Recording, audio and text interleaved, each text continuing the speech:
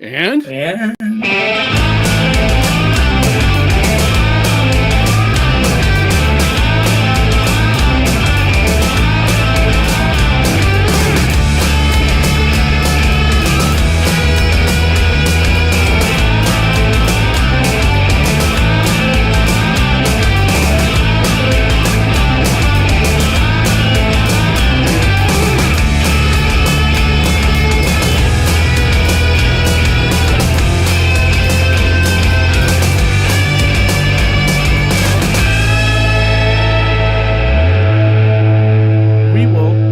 to screw it up less next time, although we can't possibly screw it up as badly as the city is screwing this up.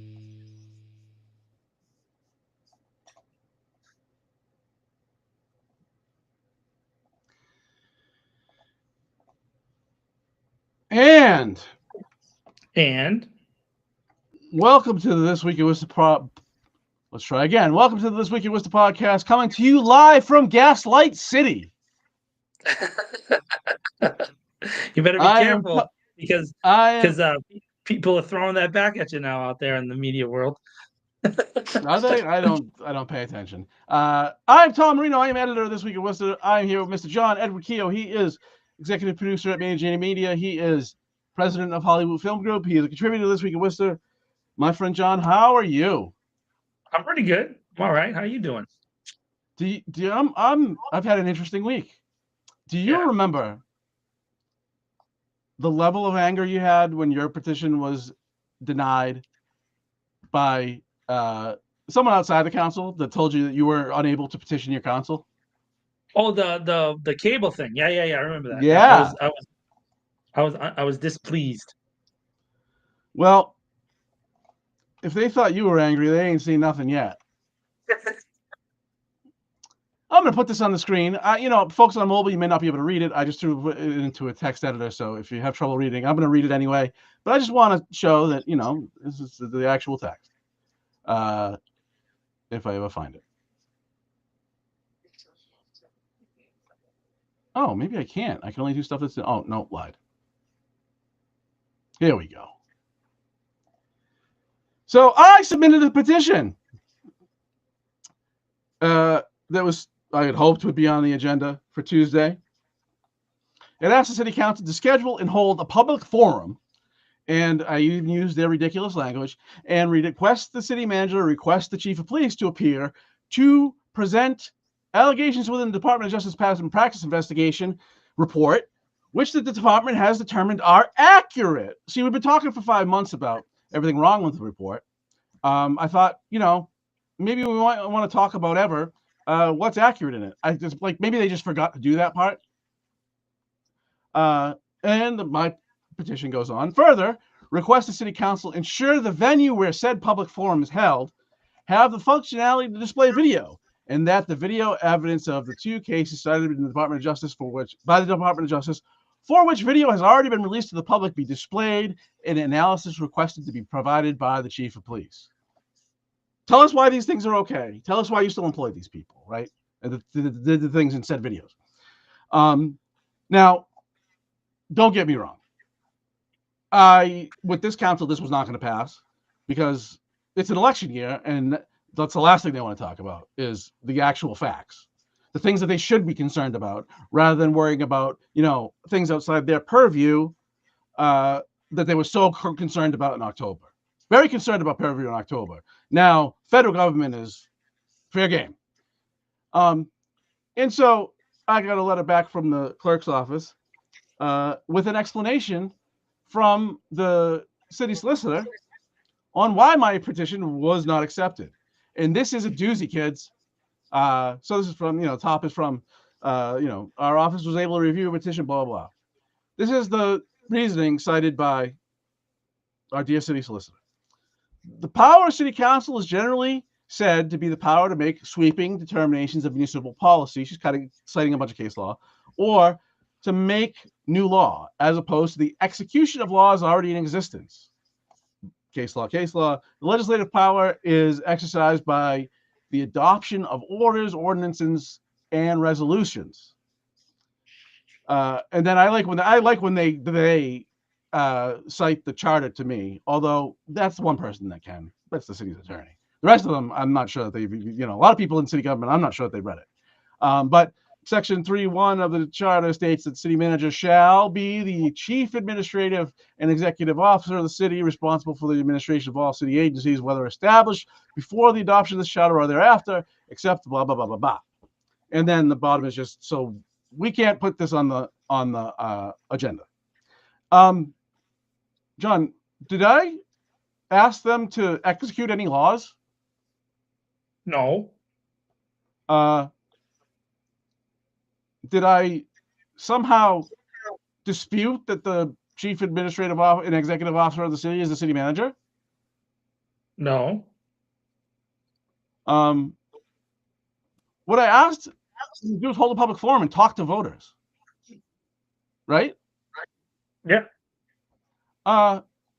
So I don't know how else to take this explanation, but the administration, because the solicitor is, people are confused about this, but the solicitor works for the city manager. She is an administration official. She speaks for the administration. It apparently is the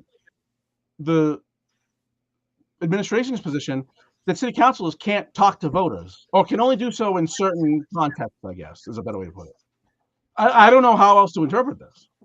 What did I ask them to do that is outside of their delegated powers? Do you have a theory for me? Because I don't get it. I mean, I have a general theory, and that's that they just don't want to accept. That's what it is. Your proposal, and they couldn't really wrangle the right legal argument, so they just kind of made one up, because this is really kind of, respect as much as I can. It's gobbledygook, and it doesn't mean anything, and so. Well, it means stuff. It just isn't relevant to my petition. It has nothing to do with your petition, yeah. So I'm sure city councils will be surprised to know. Be careful in which the context you talk to voters in, because apparently sometimes if you did that like in a setting of a public forum that you held as a council, that's apparently, according to the administration, against the law.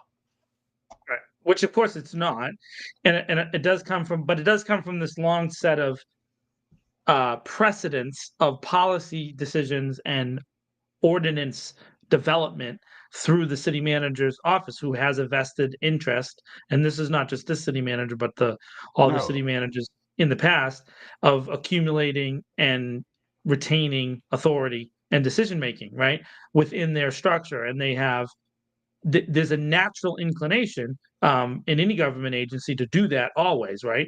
And so they're just doing what their natural inclination is to do. Is, well, we know how to do it better, and so we'll take over this part, and we know how to do this part better, and so then there's always going to be arguments that they spit out to try to deflect anything that would directly affect them. But I mean, generally speaking, that just sounds not American, right? Voters should be able to engage with their public officials, even in a public forum that is a specifically designed thing. And again, I'm watching them live, by the way, hold these public hearings with the chief of police giving responses, and they're going to claim, I'm making this prediction in advance, that Mayor Petty and the city manager are going to say that this fulfills their obligation to the 4 or 5 public, I think it was 5 public hearings that they promised in relation to the DOJ thing. And so I think I have a prediction is that this report, the one he did before, those were 2, and then the 2 public safety meetings will count as 2, and then they'll do some third one where he gives another report, and that'll create 5 total public hearings, and they'll say, hey, we fulfilled our obligation. And then if you want to put in your petition, they'll allow it, but they're gonna try to stop you from doing it until they get through their little plan to facilitate those public hearings. So that's my theory right now, is what it is. And it is, I will say this is not wild speculation. This is slightly informed theory rendering here live on This Week in Worcester. Slightly. Yeah, I mean, I'm not going to spend much time pushing this. I'm going to, talk to some folks and of course, I responded now I'm responding to the clerk's office because they filter it through them. And I'm going, when did I do any of this? And of course, they don't respond. And I don't blame them because it's not their decision. But, that's the level of engagement that we get on these issues. It's not your council, it's theirs. And, it is interesting, though. Do you remember earlier this year, there's some controversy about a councilor who potentially, allegedly said some things. She denies saying them. But in that process, when some councils were looking for the council to hire an outside investigator to investigate these claims, first they wanted the administration, the office of, the EI office, to investigate these claims. And it first seemed like they're going to do that. And then in the next meeting, the city manager had a very almost 180 turnaround on this and explained that, well, the council is independent.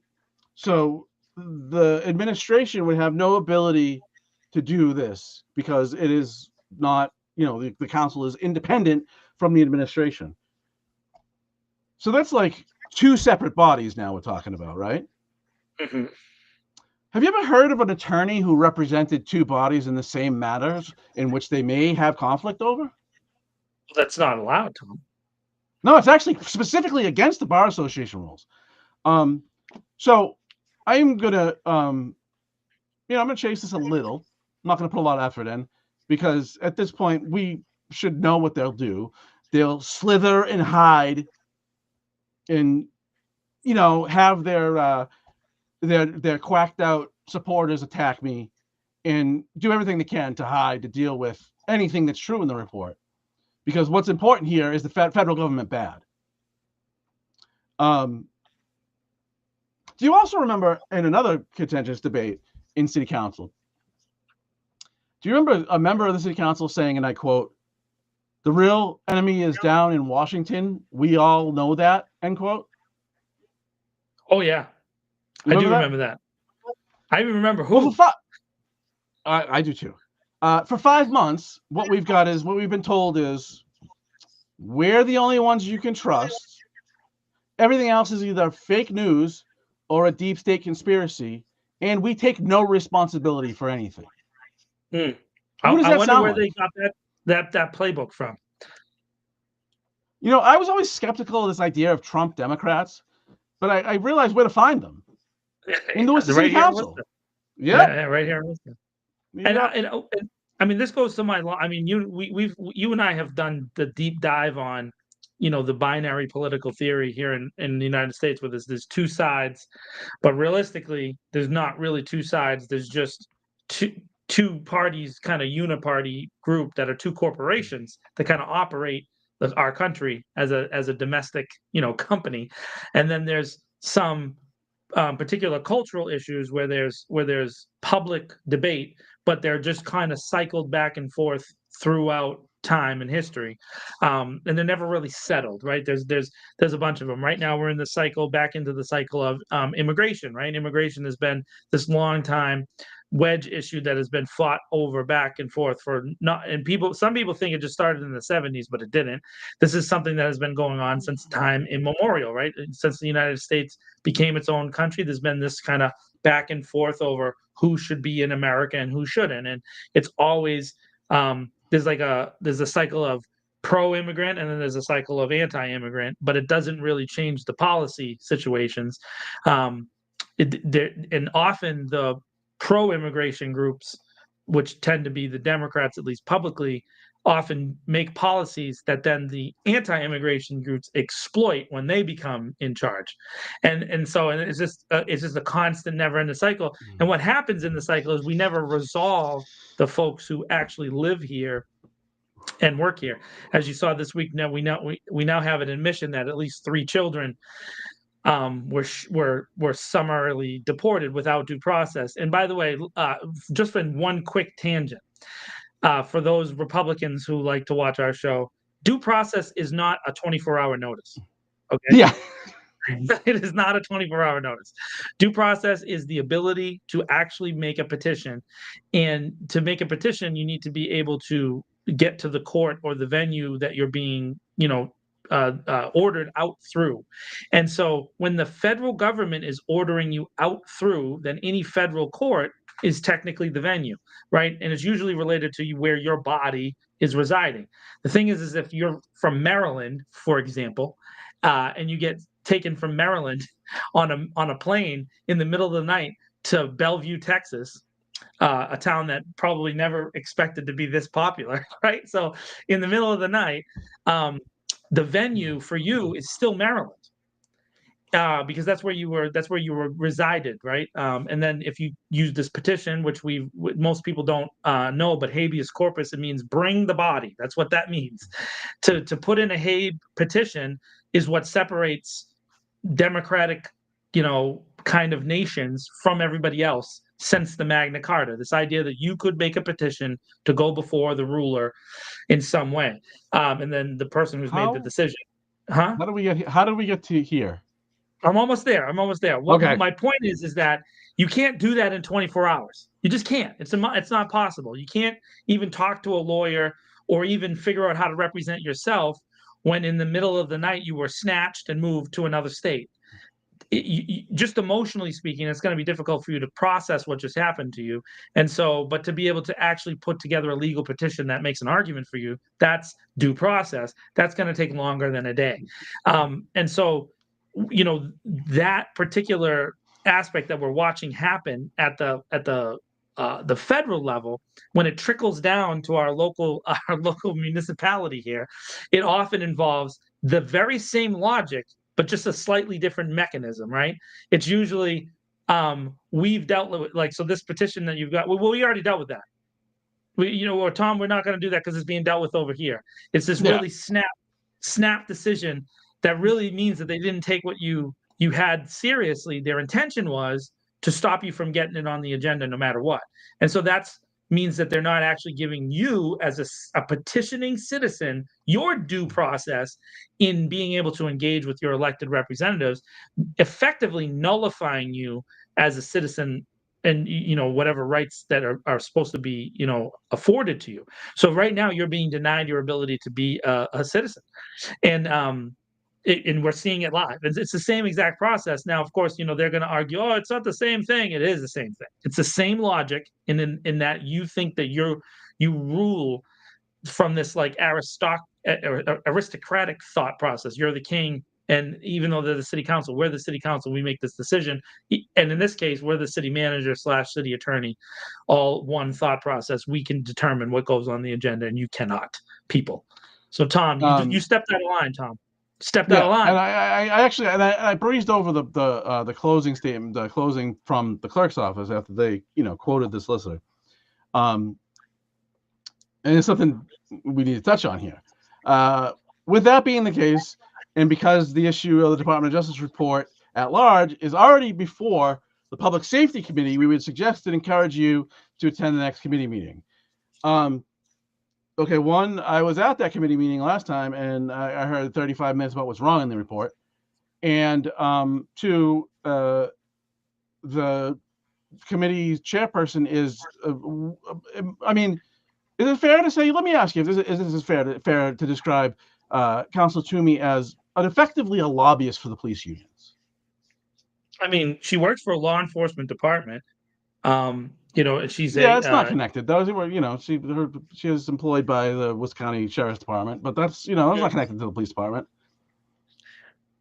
Yeah, I question that. And so it's hard. It's really hard to see how you manage the public safety departments when you're working for one of them, or even one that's slightly off in a different configuration. It's hard for me to understand that, especially when we have city councilors like Mo Bergman stepping out of the council hall anytime LLCs are reviewed, right? So we have one extreme example of recusing themselves for anything related, and we have another example of someone who can't help but be influenced by the brotherhood that is, law enforcement in general, and they really do take that kind of thing seriously, except when it comes to jurisdiction, and then they fight it out amongst themselves. But most of the time, the back the blue, the thin blue line, all that kind of stuff. It's very true,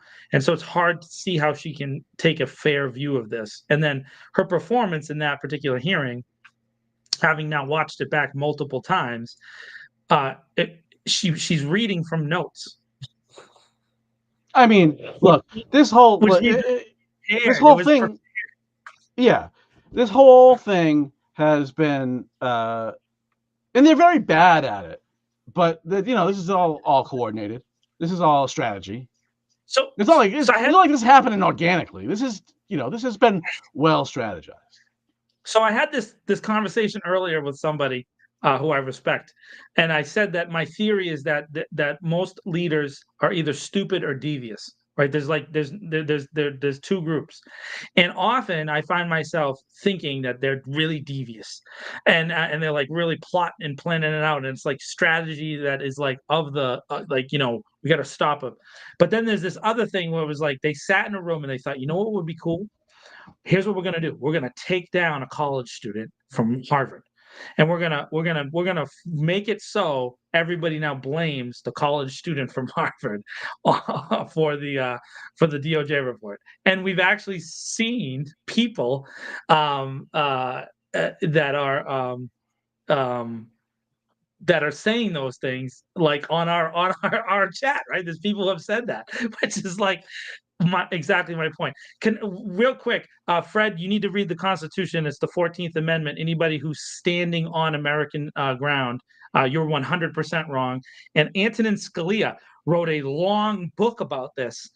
So all protections are afforded to people that are standing on ground. You get due process even if you came here illegally. So you're wrong, 100%. And unequivocally, there is zero evidence to support you except for blowhards who just make it up. But they haven't read the Constitution. So yeah, and I would just encourage everyone to, the next time you're inspired to review the United States Constitution, look where they use the word citizen and when they use the word persons. Yes, persons, all persons. That was cookies. More cookies. Well, Fred's got cookies for us. So despite all the things we disagree on, Fred brings cookies, so that makes Fred the one. They chose the words that they use very deliberately. It wasn't a mistake that they only use citizen to describe, I believe, in the birthright citizen part, and that's it, if I remember correctly. And the interesting thing is the birthright citizenship, where we've heard this kind of thing, it was not just that it was in the Constitution, it has been worked out through series of precedents. And it was in particular post-Civil War related to people coming over, the Irish, right? The Italians, the Chinese coming here and having children working here. And so there's a series of cases from like 1856 till, World War I, which it kind of went away after World War I, right? But there was like a 60-year period where they were having all this conversation, and they really kind of came to a consensus, which is amazing, right? It was on both sides of the aisle at the time, which is much different than what we have today. But there's a series of Supreme Court decisions that are 9-0, 9-0, 9-0, 9-0, all granting these rights. Which are what the basis of most immigration case law is based on. We've had a bunch of bad congressional decisions over the past 50 years that have led us to the quagmire that we're in today. And that's all related to the way civil processing is done at the borders, right? That's why, because we want both a tourist destination and we don't want too many people to come, or we do, depending on who's in charge, right? It becomes a quagmire. So I just have two last comments on this. So I'm gonna, talk to some folks in city government and see if there's if they're going to reconsider their position, let's call it. But I'm not going to push too hard, because if they won't do what's in the petition, if they're not going to have a public forum and discuss police issues, then that's going to happen with or without them. And if it's without them, they'll all be invited, and then it'll be clear to see for everyone those that don't show up. And those are the ones that are coddling bad cops. They don't care. They despise good cops, apparently, because they're willing to sacrifice them for these people that are, the small group of people that are scumbags in the department. They'll coddle, they'll protect, because they need to go out there this year and say how much they support the police, because, some of them are totally bereft of other ideas, and that's their whole campaign. And if the police unions are going to push back on that because they took a position opposite of the police union, well, they're really screwed. So despite all talk about public safety, what is paramount in their view to the good of the city is that they're reelected, despite they're willing to leave you at risk to these people. For example, like a story we all saw a few weeks ago of a Worcester police officer was at a youth soccer game in Northborough and couldn't control himself and attacked, I think it was a ref in the middle of the game. Notice we haven't heard about who that person is. There's only one reason for that. We haven't heard a name. There's only one reason for that. Because they haven't been arraigned. And because there was no charges, he's probably already back on the street. A ticking time bomb ready to lose control on you, should you happen to have an interaction with this person. And this is the people that they want to protect. But the interesting thing about that, this goes to the argument, and the chief has pushed back on us a little bit on this, is that officers aren't held to the same standard. If you flipped out and got into an altercation in public, you would have already been arraigned. If I did that in Worcester, they might charge me with terrorism and mayhem. I kind of want you to get charged with terrorism. I think that would be an interest. I'll go to your hearing, Tom. We'll get people to come on. Freddie, Nathan, and I will bail you out in a second. But this is what we're saying is that everybody should be kind of held to that same basic standard, right? So if we arrest a person on the street for something and an officer does that, they should be arrested as well. Same exact process, right? And if otherwise, what are we saying to regular people? What we're saying is that there's a double standard, and then people view it that way and they think everything is unfair. And so we're asking for it. It's interesting, right? The same people who for 4 years during the Biden administration were telling you not to trust the government are telling you to trust the government now, and not holding them to the lowest standard. Right? They're saying a lot more than that. They're saying a lot more than that. They're saying, no, right? No, they're saying a lot more than that, though, John. What they're really saying is we're the only ones that you can trust. Everything else is fake news or a deep state conspiracy. That's their position. And so what I'm coming down to is I'm the only one you guys can all trust, and I should be King John the First, and I'll be a dope king. I would be a dope king, bro. Listen, anybody that needs to tell you that you can trust them, and like a public, like this, right, with doing news or in public life, whatever, that's the first person you should be skeptical of. My response, how I would put that is, you're welcome to review, I don't know, thousands of articles at this point and find anything I got wrong. And if you do find something, I'll be the first to admit it. So the best part is that you've gotten some criticism. You went on the Hank Stoll show this week, and did the roundtable, you and Ben, and when you were talking on the roundtable, there was some people not happy with you in the Twitter feeds, and one particular person, Mr. Quist, but he's got you blocked on everything. So what he does is he talks smack. He doesn't realize that I can see him on a bunch of things. Just to be clear about that situation, Mr. Irrelevant has been invited for a one-on-one on this podcast with me. You can review. I did 2 interviews last year. I think they both were. Maybe one was this year. With people that one a police union president at the time, and another one that I have vast political differences with. And it always stayed respectful. It was always about the content. Now, I have no illusions that Mr. Quist would be able to do that. He would obviously attack me the whole time, but I wouldn't attack him because it's about the content. But he's very not politely declined that invitation. Yes. And as I understand it, he's also been offered to come on Hank Stoll's with you. Oh, really? And talk it out. And you won't do it? Talk about live, and I don't think that he'll do that as well. So no, sounds like the West Boylston resident's a little scared. Oh, wait a second. Wait a second, Tom. Tom, are you saying that he's not a Worcester resident? But he speaks about all things Worcester. What are you saying? Should he change his page to West Actually, no. Boylston Politics 101? Well, actually, though, how can he be on a commission if he was in West Boylston? Somebody told me that recently. But as I'm thinking about it in real time, I probably should have thought this before I opened my stupid mouth. He couldn't have been on the commission. He couldn't have been on the commission with you if he doesn't live in the city. It might have moved since then. I mean, we resigned more than a year ago, so I mean, it's possible that he moved. Oh yeah, no. and, So yeah. I take that back. That could be correct. Yeah. Let me issue a real-time correction. I don't know if that's true now that I think of it, because he couldn't have been on that commission. So we'll just stay with Mr. Irrelevant. Moving on. On more police stuff on the agenda for this week, although my petition won't be there, because God forbid we asked them to talk about what's true, is a report to the city council is already released as a press release. It's called an analysis, but it's really it's really PR. It's just shy of 5,000 words. All the things that the department has found wrong with the report. Now, I'm going to go out on a limb and say that they haven't only identified the cases in which there's something wrong with, right? And so the cases, what should we assume about the cases that they don't mention in this 5,000 word PR release?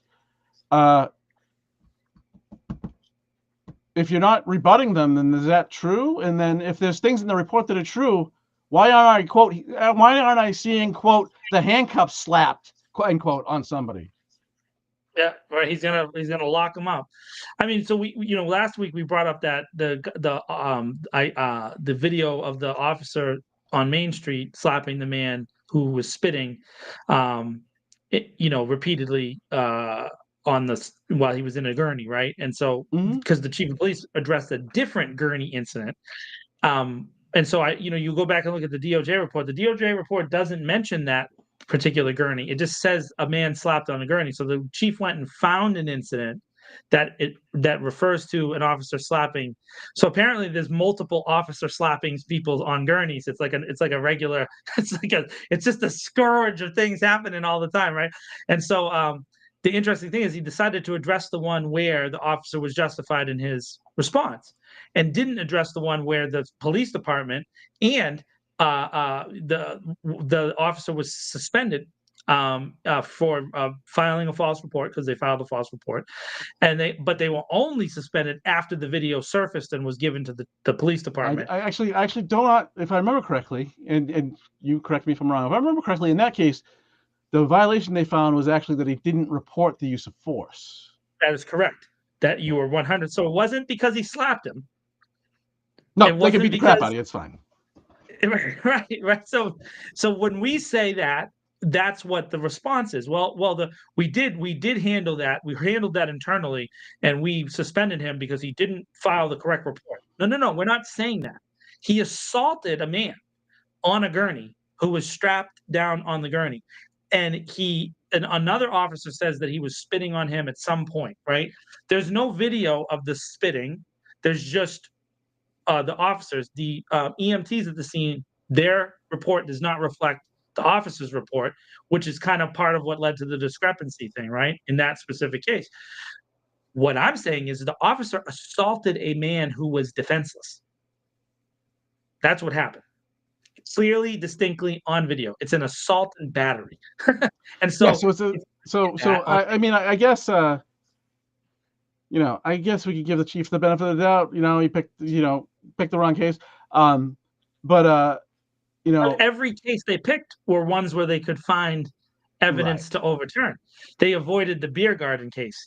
They avoided the case with the pastor being tased multiple times in his back. They avoided the one where the young man was wearing a white jogging outfit and was a clearly Hispanic young man, and the officer identified him as the black young man who was wearing black pants with red shoes. So they avoided every, and he had the dog assault. That was the one where the dog bit down on the kid's neck, And then that led to one of the settlements, right? That was one of the settlements. The dog wouldn't let go because sometimes the chief kind of addressed the difference between the bark and bite versus the other version, right? Yeah. Some cases, in the way that they use the training now, the dog locks on.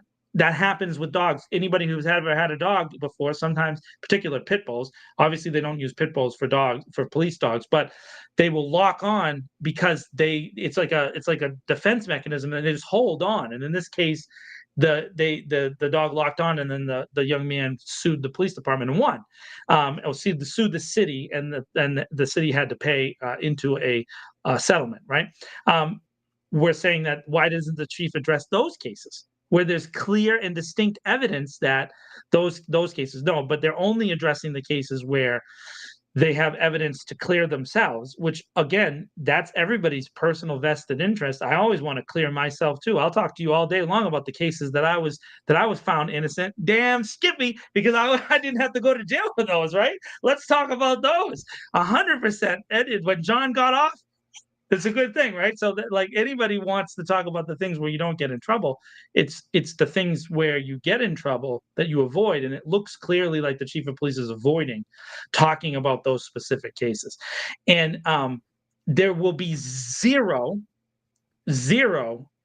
people in the 6-member majority that will say one word about that on Tuesday. How about Zero. that the word enforcement hasn't been said in 5 months? Of the new policies, yeah. Yeah, what's the mechanism for enforcement? We wrote a bunch of stuff down, cheer for us. Well, you had stuff written down before, and when it was openly violated, nothing happened. So you write all the stuff down you want. Let's talk about the enforcement mechanisms. And they just won't do it. There's just no discussion about it. Why? Because, it's pretty obvious that they have a professional cover-up unit inside the department. That's what it's there for, to cover up bad activity by police officers. In one of the post-commission reports, there was an officer who deployed his taser to like the face of a person, and it was sustained. And the remedy in that case was to retrain the person in the use of a stun gun. However, so I've thought about this case a lot, like a lot. The officer decided that the best course of action was to take a taser and put it into somebody's face and in the face. Okay. There is no training that ever said that was a good idea. It doesn't exist at all for liability purposes, because when you put electricity into the face, there's a potential for long-term injury, right? That you can get sick from it. You can have all kinds of problems from zapping someone in the head. And I always wondered about that case. The result was retraining, but it wasn't necessary that they be retrained. It was necessary that somebody deal with the illogic of the person thinking it was right to zap him in the face. What led to that? Not because the same process would be to shoot him in the face, right? Whether it depends on what weapon they deployed. But the weapon deployed in this case was the taser. They zapped him. The police department's response is, we're going to retrain this officer on the use of force in relation to the taser deployment. How does that address the issue? It doesn't address the issue. They already clearly are a not thinking well person because they decided to tase somebody in the face. So you have to think about those things and then say, okay, we should address that. Did that officer go through counseling? Right? Because I'm concerned for them. Are they gonna pop out? Are they gonna just punch somebody, hit somebody, hurt somebody in some point? Because that's a response that doesn't seem logical, is to tase someone. Now, if they were tangled up on the ground and wrestling, but in this case, apparently it was 4 feet away, yada, yada, zap the tasers in the face. So, I question the thought process, Tom, is what I'm worried about. I'm worried about the logic behind the policies. The policies sound fine, but the people that are operating the policies, who's reviewing them? It goes back to the old Alan Moore thing. Who watches the Watchmen, right? Who's watching them? Who watches the Watchmen? I don't know. Who's checking on them? Nobody. And if they have to look at them, they they'll find a way. Yeah. You wonder why this department is in a select group of awful departments nationwide. because they've allowed it to become this way. The city councils tolerate it. City managers have washed it. I mean, the last city manager literally covered up, paid money for an independent report on the chief's behavior and then didn't do anything about it. And it says right in it, both he did these things, I'm paraphrasing, he did, no, I mean, it looks like he did these things, and he lied to us about it. And he went, and that's the thing when we bring these things up, their logic is, well, he resigned, so it doesn't matter. No, because he was in the leadership position for a decade, and that leadership position means that his thought process infected all the people below him. And so how do we know that thought process is not currently present? Right? We need to think about that. And so I appreciate Chief Sautier's approach to this has been, hey, since I've been in charge, we've started to do the changes. Okay, I'll give you credit for starting to change and things. I believe that, but you haven't fixed it all in a year and a half. That's ridiculous. No, but so the thing is, Tom. So not to go all Jesus on everybody, but everybody knows the word forgiveness, right? So, but forgiveness is attached to something, and the attached to is repentance or saying I'm sorry. So if you don't say sorry, it's hard to forgive somebody, right? We all know that. It's just I'm not going religious. I'm just saying, in particular, if someone does something to you and they don't say sorry, it's really hard to forgive them for that thing. It's difficult for all of us, right? What we've said and what the chief, he still hasn't addressed it, and the city manager hasn't addressed it, and the mayor hasn't addressed it, and the chair of the public safety commission hasn't addressed it, and nobody really has addressed it, is that harm was done and no one has said sorry, right? Because they don't care. And that's the problem, and that's what the challenge is. And of course, the response to you and I and other people who have made these challenges is that they just destroy our reputation, right? They're just gonna be like, you know what we're gonna do? We're gonna take these two down. We're gonna make them pay. We're gonna do everything we can, and it's like, is that really the right approach, guys? Because see, here's the thing. I'm not saying you can't be forgiven. I'm saying that the way that you get to forgiveness is to say you're sorry. Just say you're sorry. Speaking of the people in the political realm, here's the thing though with that approach is they're really bad at it. They're actually really terrible at this gaslighting and propaganda thing. They do it a ton, but they're bad at it. It's very transparent, And I mean, after 5 months, it's really tough to not just, again, and I've said this many times, I like a lot of the people on council. That's irrespective of political, perspective. But is this really who you are? Because this isn't the person that I talk to, the individuals that I talk to. But they walk in that room and they turn into statues. So, but all of them say the same thing, and this is where I disconnect, and find myself really wanting to go as hard as possible in discovering information to prove them wrong, is that they all say, well, you got to understand that's not how things are done. See, we need to talk about it, and we need to develop a process. And then when they decide that something's important to them, then that goes out the window, like Candy with the tax on the colleges, right? Candy for some reason is activated on it. It seems very much like a wedge issue that she's trying to use in her election cycle, and that someone gave it to her. It looks very much like the mayor may have kind of passed this on to her. And so now that she's going to run on the 5% tax, but before, and the city manager addressed it, as in, I've been working behind the scenes. I've been doing it the way that we say. Right? He said it on the council floor, we've been having these private conversations. So it's hard to give you can't have it both ways, guys. You can't say on the one hand, we need to do everything behind closed doors and we can't talk about it. But then when you get passionate about it, then it's going to be a big issue. Same with the real estate stuff, right? They have not addressed the Madison Properties thing. They don't want to address the Madison Properties thing. While I'm watching attorneys generals around the nation in Republican and Democratic states now sue these companies for the RealPage software stuff over and over again. There was just another article that Tom and I were reading of New Jersey, the Attorney General for New Jersey, by the way, not a liberal dude at all, going hard in the paint after the real estate companies, one of them happening to be Boston Capital, named again in one of these lawsuits, and so another local firm. And those things are they were one of the finance people or something in one of the projects. Yeah, I don't remember seeing it. Yeah.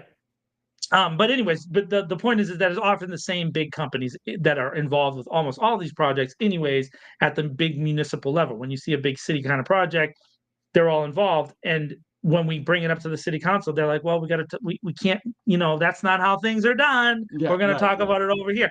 And then they do the same thing with the cable company. They do the same thing with the police department. So then to me, the answer to your question, Tom, is this who they are? Yeah, because in every situation, unless it affects them specifically, they handle it with that's not how things done. We need to talk about it offline. But as soon as it becomes a passion issue for them, then they talk about it in public. A lot of reasons, Fred. Yeah, a lot of reasons. Because they don't want to be seen talking bad about developers. And Because they're those not people going to give them do a lot of money in the elections, Tom. And they're not going to do anything to address the issue. The systemic issue, right underneath it. The issue with housing and all the everything is somebody is the enemy. Somebody's bad. Madison Properties is bad. Not that there's no protections for the city in any of these contracts. That's not the problem. It's that Madison Properties is bad. Right. And again, Madison Properties, let me say this to their approach to things. I'm not against them. They're doing things exactly how the system is set up for them to do things. They have money, they can do whatever they want. They're operating a business. And so, but the city councilors can't pontificate on one side about the TIF and the this and the that and the houses coming off of the tax rolls and yada yada yada, and not address the systemic issues which is related to the developers that have been given, special. When you want them to talk about anything that isn't glowingly positive about the police department, and they run the other way.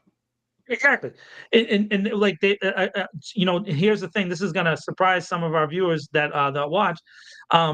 They don't want to talk about the fire department still not having a contract, right? Probably the most vulnerable of our civil servants, the folks that face the most danger. And I get it, police officers definitely face danger, but firefighters, injuries, sickness, and death happens at a much higher level because of the intensity of the situations that they're running into, and they still don't have a contract. And there's bupkis publicly from the city manager and from the mayor.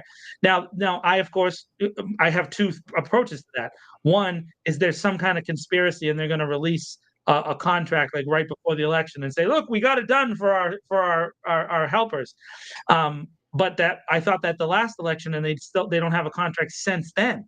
So you would think our firefighters are just as important, if not, or they're at the same level as the police. They don't have a contract. I want the firefighters to be paid. I 100% want them to be taken care of. There's even more we can get into with the condition of the firehouses that weren't, paid for by the state because of tragedy, right? So there's a bunch of firehouses in the city that are just in horrible shape and not for dwelling, for as long as they have. And so those firefighters are suffering. Aren't those the people we care about, right? Don't we want to do that? Oh, we can't talk about it. We have to do things offline, yada, yada, yada. Till it becomes a passion issue for them, and then they'll want to talk about it in public. But you heard it here first on the This Week in Worcester podcast. They haven't talked about it for 3 years. So, why are they avoiding it? Because they don't want to give up the money, because then the pots of money that they have to move around, that's the problem, right? Again, it's silly. There's a lot of inefficiency, and it leads to these policy thinking processes that are just kind of whack. Last thing on the report on the rebuttal, I guess, to the DOJ report. A couple of instances, at least, the chief says, so he'll lay out whatever the DOJ says, and then he starts his response with, according to the office's incident report, and you're just like, wait a minute, stop right there. Who is it? Because if we don't know who it is, you can't make any determinations of his credibility, because they've harbored so many people who have shown a willingness to lie. And lying on an incident report is also a crime in Massachusetts, but it's only a misdemeanor, so they can do that and keep their job. And of course, they never charge them or forward charges to the DA, and the DA wouldn't charge them any. So I mean, one of the worst things a government can do is lock you up for a thing you didn't do. And our city And our city government's wholly unconcerned on if that happens or not. Wholly unconcerned. Zero interest. So and I mean, that's not just our city. I would say that that's an American problem. We seem to be okay with locking up innocent people. There's two schools of thought on law. Like, to me, no innocent person should ever go to jail. I'd rather have a guilty person go free than an innocent person spend a second in prison, right? That's my opinion. But other people think they'd rather get all the guilty people and a couple innocent people just to make sure they got all the guilty people. The problem with that theory is that it's never worked in human history, right? People get away with things all the time. And so you have zero evidence that you've been able to do that and manage that. And so the fact that you're locking up someone who didn't do something wrong, going even further, as in writing a report. So, let me tell you a quick story, Tom. There's an officer who I talked to probably twice a week, right? A longtime friend. We've known each other for a long time. He talks to me on a cell phone that is not his cell phone because he doesn't want to be known for talking to me. That's a fact. Okay. It's a real story, whatever. I think people would be able to figure out real quick if they just looked up where I went to high school and where I played basketball. Why and it wouldn't take long. Huh? Why don't you shut up about details about it? He knows exactly. He's watching right now, and he's probably with his wife right now, being, "Oh, John's gonna tell on me." He tells me this all the time, that some of the people that were charged with things poorly were bad guys, and so at least we got them. And we've argued about that for 30 years. Some of those guys are bad guys. It doesn't matter. The thing that you locked them up for wasn't true. So it doesn't matter if they're a bad guy or not. That's immaterial to the way our system is supposedly structured. Justice is blind, right, Tom? Justice is supposed to be blind, right? That's the problem. Our system is predicated on hypocrisy. It's not real. And so then it only works when it works for the people who happen to be in charge, and it changes depending on the day. Hey, listen, I was all for Sheriff Andrea Cabral in Suffolk County when she came along and said, all right, we're not going to hold people in for misdemeanor crimes in the Suffolk County Sheriff. We're going to self bail them out and give them out on free bail and personal recognizance. We're going to make that determination at the jail. I was all for that. But then when some of the people who were giving her money were committing blatant crimes, she also wasn't involved in investigating them. So no. You don't get to release the person who stole a pair of shoes and say, look at what I did. But on the other end, walk away from the person who's stealing, because we got the bad guys, right, Tom? No. It doesn't work like that. It doesn't. You have to be consistent. You have to hold them to a higher standard. It's just a basic concept, and I don't understand why it's such a fight. Such a fight. Last point on this is just a kind of overall point is remember the EMSI report on the Fleet Fire Department they did a few years ago? They got a company that specializes in emergency response type departments, and they did this months-long study. It was hundreds. I forget how the price tag on it, but it was a few $100,000 if I remember correctly. I mean, it was a real report, and there was interesting stuff in it. There was polling of fire department personnel, and excerpts from interviews, and it was an interesting read. I guess maybe you have to be nerdy like me, but it was an interesting read. And then otherwise, like, the city has a master plan or some sort of plan, or we're having a public information session or a public listening session on a million things, everything. But we're piecemealing this. We're writing some policy. Oh, we're listening to we're watching some more body camera footage and, some additional trainings. But none of this is in response to the report. We just decided that we were going to, they're not even pretending they're trying. And it's like, they think that even if they pretend that they're trying, that's an admission of fault. And God forbid you take some responsibility. What is that word again? Say that word again. It's like people that, are generally pretty well, pretty able to organize things pretty well as far as developing plans and, including public or whatever. And they just, like, as soon as it comes to the police department, their owners told them that they can't, and they just turn into toddlers instantly. Their owners told them. Oh man. I mean, somebody clue me in on what's happening then. Because, well, actually, nothing's happening. They're not doing anything. They're not doing anything. They're not doing anything. Why? Because they're afraid. Fred, you need to bring him nice cookies, Fred. Otherwise, he's not going to calm down. He needs more I'm probably cookies. not going to calm down even with cookies because I'm tired of this stage show. They're working harder to pretend like nothing's wrong than they would have to work to actually fix the problems. Well, so then how are we going to fix it, Tom? I'm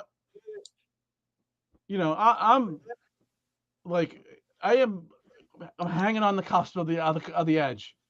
I'm on the cliff. I'm looking over, and are you leading a revolution? Is that what's happening? Is no.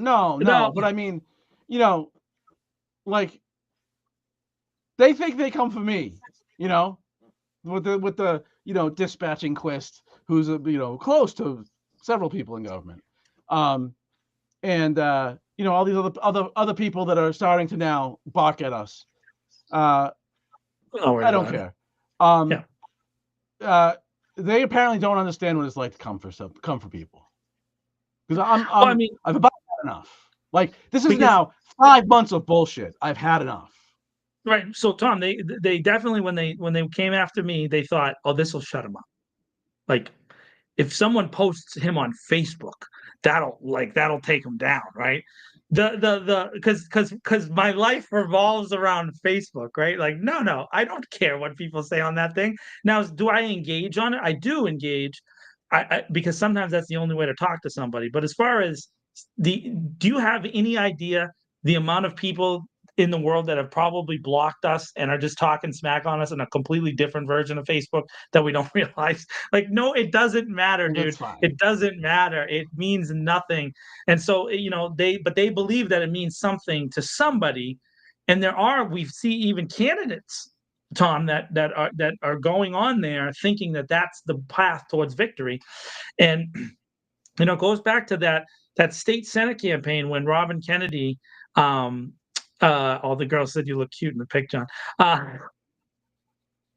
When Robin Kennedy ran for state senate against Mayor Petty, I remember that day. I think I've told you the story like one-on-one, but I remember that day at the backpack drive at the Village, and Mayor Petty didn't come to that event because he was doing something with Joyner Lucas. And it ended up being kind of like a political backfire because he had promised to go to the one at the Village. And so then a lot of the folks in District 4 just didn't vote for Mayor Petty. And I've said this story. I've told this to Senator Kennedy, too, how that day made me kind of rethink how I thought about her. Was that at the end of the backpack drive, she turned up King Street. Now, for all of those of you who live in Worcester, we know how King Street has been viewed our entire lives. Okay. And so this, I don't know how to describe Robin in any other way, but this, regular white lady, right? Other than that, right?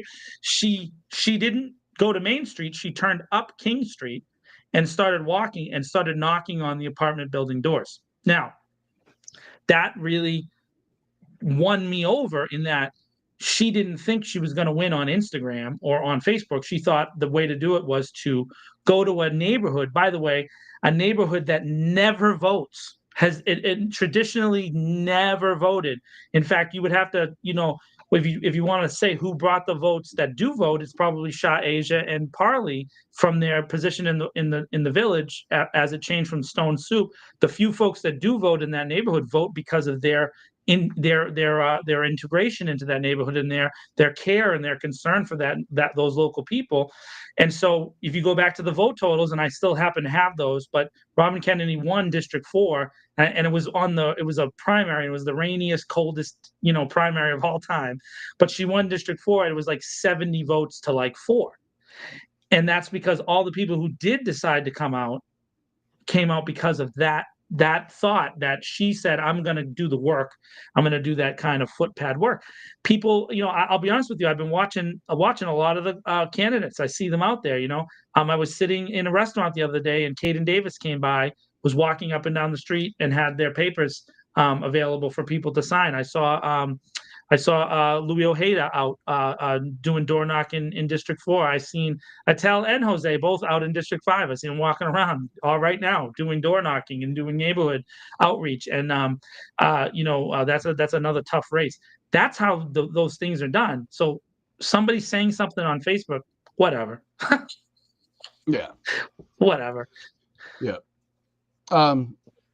So Tuesday should be another interesting meeting. I hope some people will show up, but I think people have given up.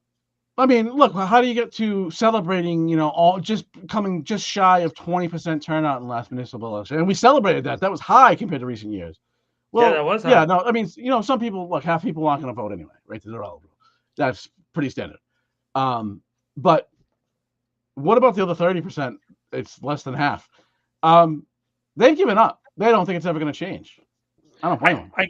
And by the way, in historically, it's not that long ago where there were more than half of the electric turnouts. It wasn't that long ago. We're talking about the early 90s is the last time. So that seems like a long time ago, but it's not that long ago. So what changed in around that time that and it's a precipitous drop off, Tom. Yep. A massive change out of nowhere where we were getting 50s and 60s and 70s for years, and then it dropped into the 20s and into the teens in a couple of years where there was just absolutely no participation. Could it be that the same cycle of promises of renaissance of Worcester and we're going to reinvigorate this, we're going to reinvigorate that, and it's the same old backroom deals behind closed doors. Things are only passionate when they affect me personally. That kind of politics, people are just disillusioned, man. And so that's really what's driving that. And how do you get kids to come out when there's nothing for them? Nothing for them. No issues are related to their issues. None, because they think about things completely differently than we do. And of course they do. They're a completely different generation, grew up in a different time in a different way. And their generation has been like a series of crises their whole lives. It's been crisis after crisis after crisis after crisis. So how are they going to believe the next group of leaders that say, if you don't vote for me, it's a disaster, right? Well, every kid's going to be like, well, what's the difference between what's going on now and what it doesn't make a difference to them, which is why they don't vote, So how do we get them involved? I don't know. I don't know who the right person is, the right movement to get it done. Well, I would imagine, the kids you're talking, the generation you're talking about is a little young for this, but, we were told that they hated us for our freedoms and we were going to fight for freedom and democracy in the world. And then my friends get sent to Iraq and came home with shrapnel in their head or didn't come back at all. I mean, I think that has a lot to do with it. That's a generation before the kids that are 18 now, I think. Yeah. But that's part of it. And then, of course, the fathers of those children remember Vietnam, and so then it's just the same cycle that they've felt. It's like, oh well, you did this to my kids. You did to my kids what you did to me, and then their fathers remember the wars before that, and so it's just a series of things, and it really has never stopped in 100 years, and realistically, historically speaking, the cycles are the same for years and centuries and centuries and centuries. So the only thing we can do, Tom, is focus on what we can do here locally, which is what you and I are about, right? We're trying to focus on the issues that matter to the people in Worcester. And do I want to save Davidson, Indiana? Sure. But I really need to focus on Worcester. And by the way, yes, someone asked me the other day, all the random towns I've been mentioning, do they have a common theme? And yes, they do have a common theme, but I'm not going to tell you what they are. Get your research on, folks. Yeah, that's right. Go back, watch our show, and you'll start to figure it out. But and just a reminder, it's apparently the city manager's administration says that city councils can't talk to its voters. I wonder what the city council in Raleigh, North Carolina is like. How do you feel about that? You want to talk about some stuff that's happening in the very near term in Elm Park. Oh yeah, so on this week's council agenda, item 11H is City Councilor Pasillo's item, and I will just read it real quickly. And it basically says, request city manager, request assistant commissioner of public works and parks, provide city council with a report detailing the planned renovations around the playground in Elm Park. Said report should include information relative to the anticipated timeline for said renovations, why said renovations could not have been completed at an earlier date to allow for resident use during the summer months, and plans for notifications around future playground renovations. I'm very grateful to Councilor Pasillo for putting this item on. I think it's an important one. So my office is literally right outside of Elm Park. My office is on Elm Street, and so when I step out of my office and I take a right, I can walk directly into the park. So I walk there all the time. It's a beautiful park. It is truly a miracle in the middle of our city, and many of our parks are, and we're lucky that we have. However, about a week and a half ago, there was a sign posted on the playground sign that says the playground is going to be being closed sometime next week, and it's going to be closed for an indeterminate period of time, up to 11 weeks, extending, through most of the early summer.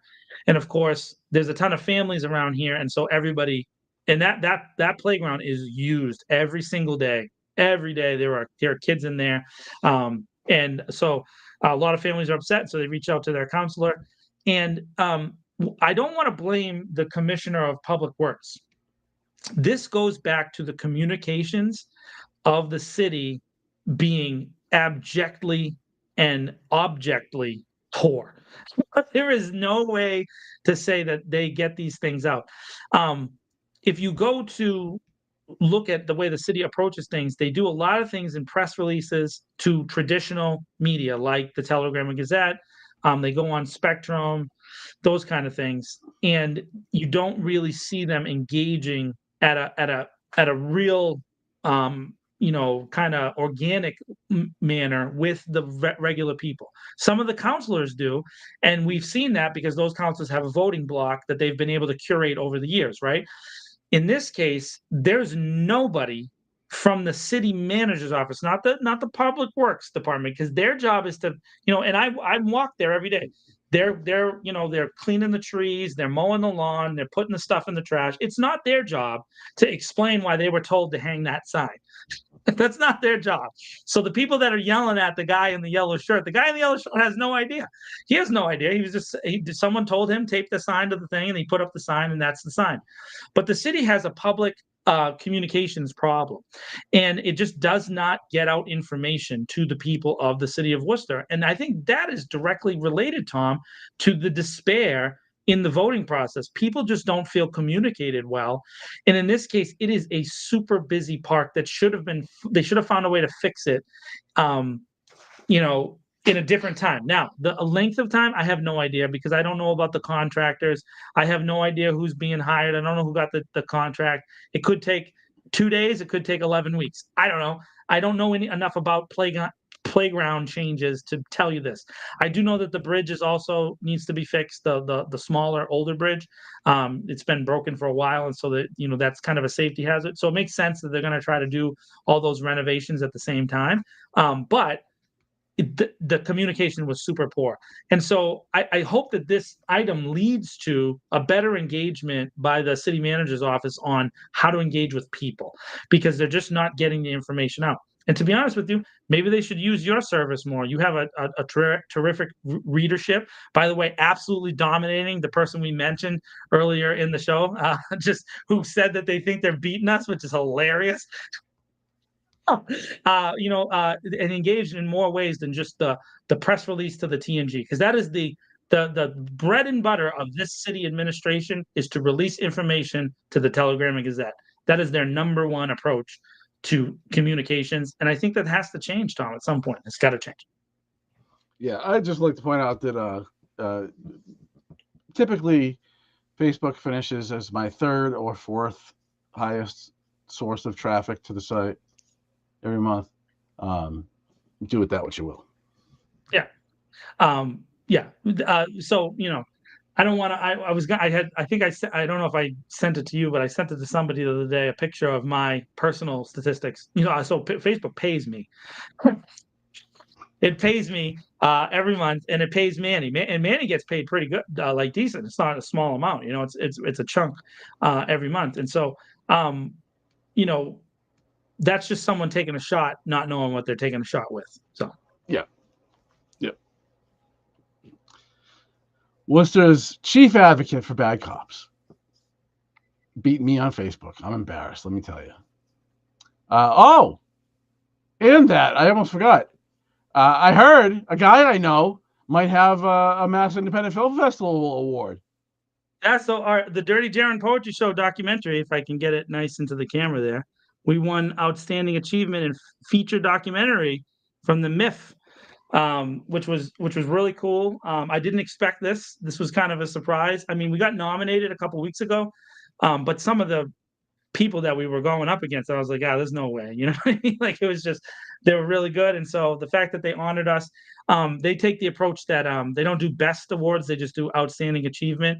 And it was nice to see the film recognized for Manny's sake and really for Leanne's sake, because Leanne put a ton of work into editing that film, and for the poets at the Dirty Jaren. So I don't know what people are doing tomorrow night. Monday night is a night that people don't like to do a lot of things, but if you want to swing by the Jaren and go, I might pop by with the award and congratulate them for the work that they've done sustaining that community. It's a cool thing that they do down there. They read poems every Monday night at Ralph's Rock Diner in Worcester, and it was nice. It was nice. It was something cool, and it's a Worcester thing. It was a movie completely funded in Worcester, made in Worcester, edited in Worcester. Worcester. So support local films, support independent filmmakers, and which we're, my other thing, Hollywood, which is over here, there.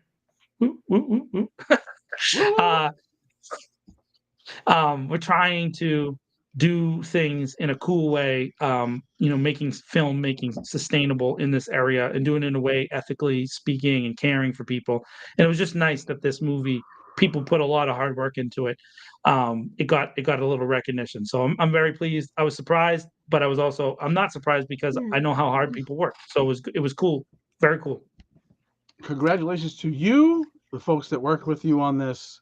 I, of course, was at the premiere. It was good times. It was good times. That was a good day, the premiere. So once again, if you can, show up on Tuesday to the City Hall, and I don't know, maybe ask your counselors to, after 5 months, maybe start talking about the things that are true in the report and what's being done to fix them. And when they tell you, well, we wrote some stuff down, be like, that's nice. That's not actually fixing the problem. That's writing stuff down. Real solutions. But right now, the solution for right now is moving on to John's favorite part of the show. No. So again, Tom, I have to challenge you week after week, because that is just a false accusation. The fact is that people around the world now, this internationally speaking, and I know this because there's one person who does not live in our country who watches our show. Internationally speaking, Tom, the worldwide consensus is that their favorite part is when I ask you about your favorite things. That is consensus worldwide, and you just continue to hold the line with a false premise that is not true. So this is Tom's favorite things. It's the best part of the show, is where I ask Tom's favorite things. And since we just talked about a playground, I'm going to ask you, Tom, when there was back in the day, when there was a young Tom, and young Tom went to the park and the playground, what was your favorite playground contraption to get on and just live out the life of Tom Marino in the playground? That was so long ago that I think I might have died and came back. I think I'm going to ask you my favorite playground, and I was going to say Rocket Land in Auburn, because I grew up outside the city. What's the thing that goes round and round, and you can get on it and whip yourself into other kids, and kids got this is back in the day, so kids got hurt, bled. Merry-go-round. The merry-go-round. No, that's I guess it's sort of like that, but it's you know, it wasn't like a merry-go-round though. It had like the metal poles. You could sit on it and hang on and whip around and like stick your leg out and catch some kid in the stomach. And it was wholly dangerous. This is, you know, again, I'm old, so it was wholly dangerous and did not belong anywhere near children. But I don't remember it was called, you know, something merry-go-round-ish. I don't know. Weird question. I'm old. So, you know, I would say that my favorite was always the seesaw. Love the seesaw. Big seesaw guy. But it was always hard because I've been bigger than everybody my whole life.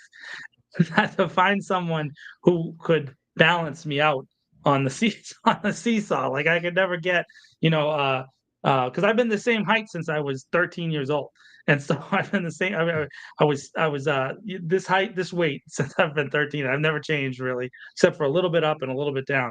And so I love the seesaw. Today they got these like jungle gym things where they're like, you know, they're more like American Ninja Warrior stuff that they have for the kids, and those are cool. Of course, you know, I'm too big to go on those things, so I can't go over there and hang out and play with the kids. Plus, that would probably be strange if you saw me all of a sudden run over there like a big dork and jump on the items that are being, you know, young kids are hanging on. So I always like that. And then I also grew up super poor, so we used to like play in the middle of the street, doing stuff in the middle of the street, and I loved me some street hockey back in the day. Street I hockey played so much street hockey. is like the best in the universe, guaranteed to split someone's skin, but the most fun sport, epic games of street hockey that would we're going to the playground, Maria. I mean, so I have a question though. I mean, although, you know, because you were bigger than most kids at the time, you know, the seesaw was problematic, but I mean, that also gave you an advantage that you could walk over to two kids on the seesaw and jump on one side and fire one kid into the street. So not that, but I was always a wrestling fan growing up, right? And so this actually happened. So when I was in Boston, this is in the Mission Hill project. If anybody knows the Mission Hill project, we took one of the picnic tables. They had these like old wooden picnic tables. We put two of them together. We put a blue tarp over the two of them and made a wrestling mat. And so I loved Jake the Snake.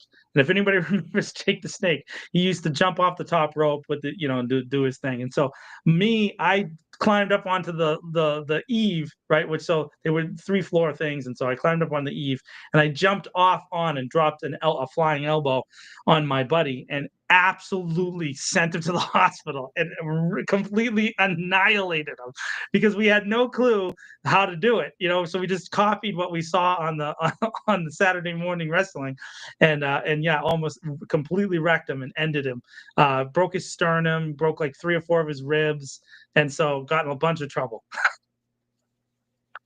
So it's good that we have playgrounds where kids can go do controlled stuff versus, you know, maniac stuff that I used to do when I was a kid. One of the only times I, you know, like wrestled the sport, like the, you know, the collegiate level, I don't know how you differentiate it from the performance wrestling, but you know what I mean, the actual sport of wrestling. Yep. One of the few times, my opponent basically pile drivered me. And I mean, I was young. I couldn't have been maybe a teen, but I was like very early teens if I was a teen. And I came up swinging, and that did not go over well. Because that's a pile driver in real life is a harmful act. It is not. Yes. It is not as easy as they make it look at the sports entertainment side of wrestling. So right. Yeah. I was not awarded the victory for landing most punches. That was I didn't realize was not a category that they scored. Yeah, you definitely, pile drivers are also illegal, so he probably didn't get a point for pile driving you. That is also against the rules. So, you know. Yeah. After I lost my mind, nobody's really interested in what the outcome was. That's a great story. That's a great story. I mean, I was crying and swinging. Now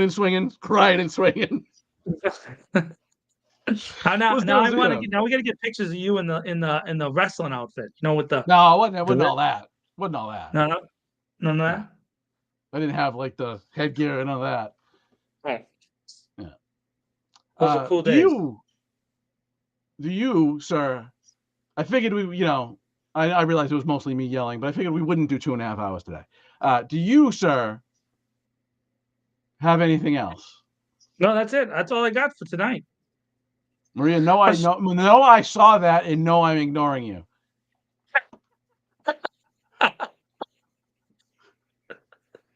Why are you bringing up old-ish? The comments section in This Week in Worcester might be the best one in the city. Well, yeah, and then these people, and God love her, but I've known her 100,000 years, so she knows things. You know what I mean? I've known her 100,000 years. So that's it for us today. I hope I yelled less. It was hard to yell more than last week. City Council on Tuesday, if you can make it. Step to the mic, express whatever you'd like. But if you're looking for ideas, how about let's talk about what's true in the report. It's only been 5 months.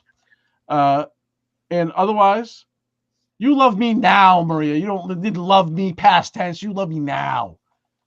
You tell her, Tom. Yeah, she like it's a used to be thing. Come on, girl. I hope you all have a wonderful week. Thank you for your participation in the chat. Thanks for listening to us carry on. We will, of course, try to screw it up less next week. Until then, This Week it was out.